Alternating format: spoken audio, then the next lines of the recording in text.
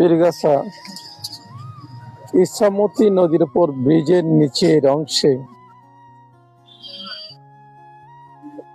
আমাদের দেশে নিষিদ্ধ পলিথিন, এত পরিমাণ পলিথিন এখানে জমা হয়েছে, যার কারণ পরিবেশ যেমন ধ্বংস হচ্ছে, মাটির উর্বরতা রোধ হ্রাস পাচ্ছে, পাশাপাশি নদীরও নাব্যতা হারিয়ে ফেলছে, আর নদীর পানিও দূষিত হচ্ছে প্রতিনিয়ত।